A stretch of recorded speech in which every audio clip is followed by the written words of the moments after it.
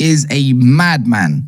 Haaland is an AI creation, and Foden, is he going to get the respect he deserves or not? Smash the like, subscribe if you're brand new. We're going to break down the game. Yeah, you might see a bunch of United shirts in the background, but I live with one of yours, a blue. You know what I mean? It gets my nerves sometimes, but he's happy because Savio didn't play. Right, Daps? Cheers. Smash the like, subscribe if you're new. Let's get into the game. You wiped Bournemouth off the floor. Underrated win, and don't let others tell you otherwise. Bournemouth were up there in second, I believe, at the time on like 18 points, I think. And they've been whooping teams left, right and centre. You know, they play a high press. You know what? You could actually say Bournemouth play the type of football that Man City are not really, not used to is the correct word, but the type of football they don't like. You know, teams that get up in your faces, press really well. The difference is the man in the middle of the park that started today, that didn't start against Aston Villa. This is where I'm going to start with. This is actually Nico Gonzalez. There's so many different players that you can praise and pinpoint, but that sixth role is so vital to any recent Pep systems. You could, let's just say that for namesake, right? That single pivot is so key that without a Nico Gonzalez who's filling the boots, or Rodri, you're pretty much not moving the ball at pace or a certain pace, and you're not getting up the pitch quick enough. And today, that showed otherwise. Bournemouth were quite lucky that it didn't end 4-5-1. That's if we're going to keep it a buck. Even towards the end, you know, Reinders or someone like that, it could have got really bad for them.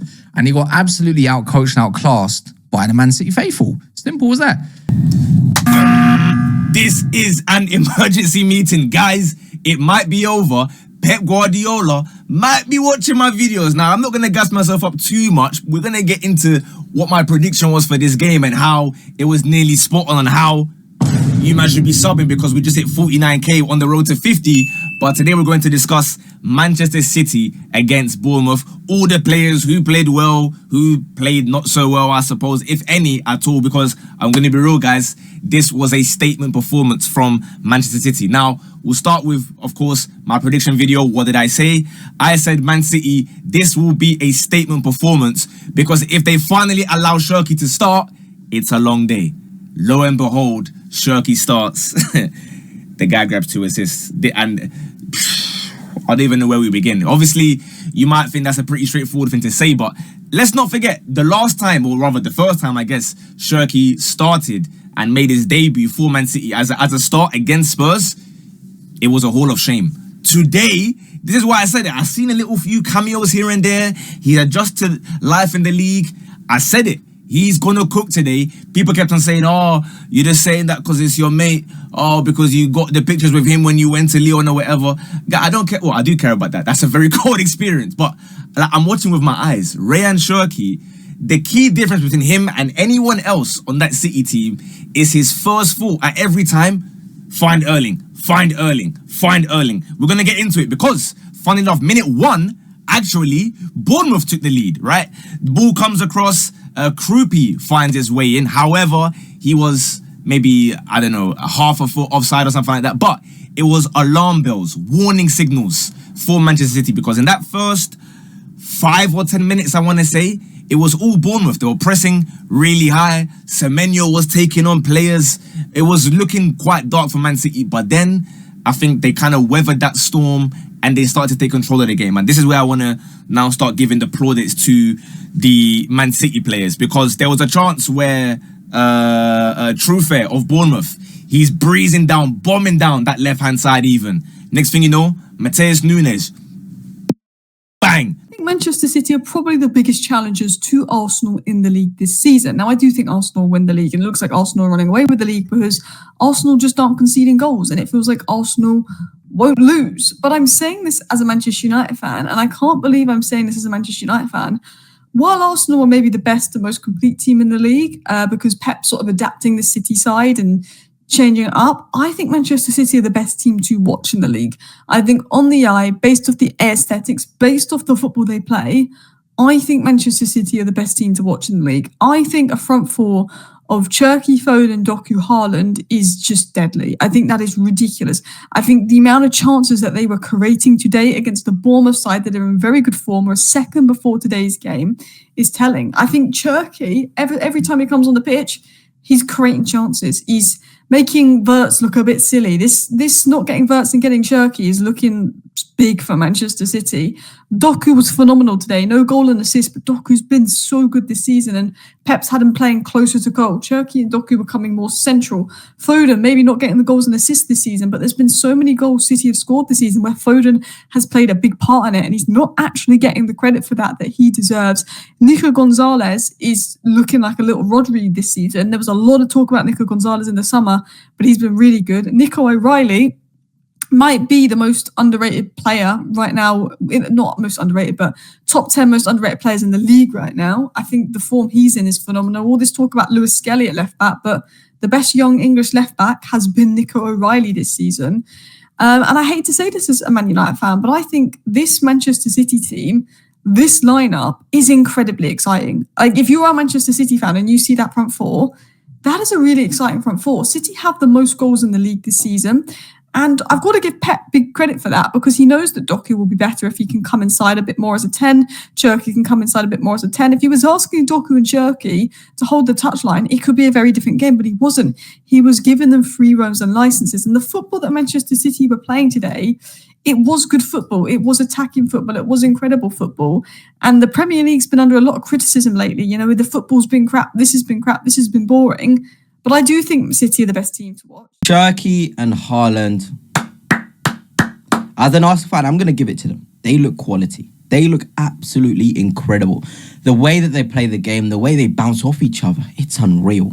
Today's video, we'll be talking about Manchester City's 3-1 win over Bournemouth, a huge win for them, skyrockets them all the way up to second and puts pressure on my team for this Premier League title. But before I do begin, if you're a City fan, you want to see rival fan, Arsenal fan, perspective on things, I'm very fair. Please do hit the subscribe, hit the like as well, hit the hype button too. The new YouTube feature will be greatly appreciated. But yeah, I think we've got to start with the quality of Cherki first, because I feel as though he's had injuries. It's been difficult for him in terms of building that rhythm, building up that momentum, because he hasn't really had the chance to do so. But I feel as though he's had these last two games, and I saw the clips and the highlights of his game against Swansea. He looks really good. He looks authoritative. You know, these sort of players that want to take on responsibility, want to drive their team forward. I feel that with Cherki, and I feel as though if Manchester City are going to have a really good chance this season, they need him to be fit, because he genuinely looks like a player who wants to make things happen.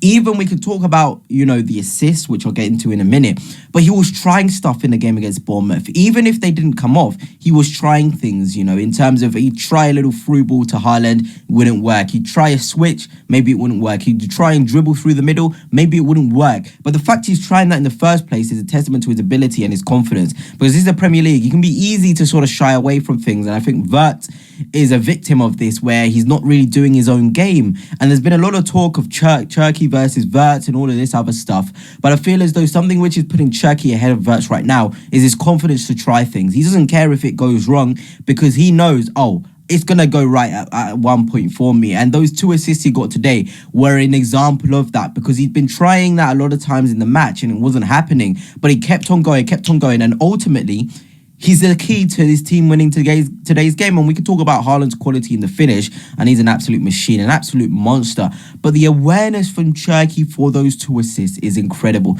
I think that headed assist is one of the best. Not because, you know, in terms of it looks easy, you know, all he's had to do is head it into space. But he sees what Haaland is doing. He knows that the space is there. He doesn't panic. He's composed. The weight of the header, the direction of the header as well. It means that Haaland doesn't need to break stride whatsoever. With 5 things we learned from the game. Manchester City 6 points behind Arsenal in the Premier League title race, and I have to say it's one of the best performances I've seen from City this season. Let's be completely real, Bournemouth this season have been absolutely superb and got defensively ripped apart from Erling, Haaland, Cherki as well. Absolutely sublime goal from Nico O'Reilly. We're going to break down 5 things we learned from the game and talk about the goals as well, of course.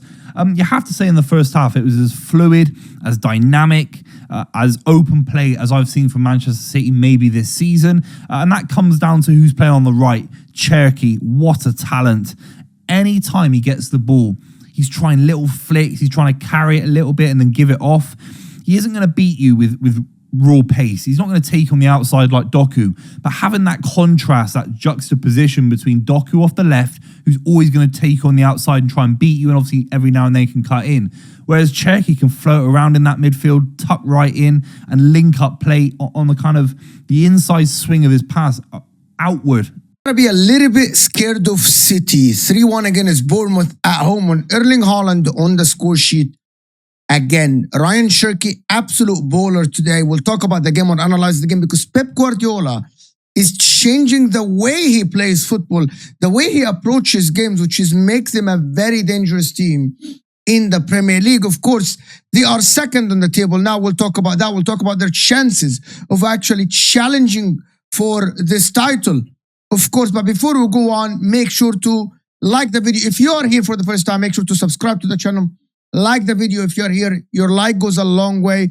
It helps this video. It helps this channel go to the next viewer. So the like button looks like thumbs up underneath the video. And also comment below when I'm going to ask you some questions during the video about the performance, about the Premier League, about the table, about everything that is happening currently. And I want to hear from you in the comment section because all the comments actually make so much difference in the channel and go into the next video. And let's start right away by saying something. Erling Haaland, arguably now, is the best striker in the world in terms of like finishing and movement now.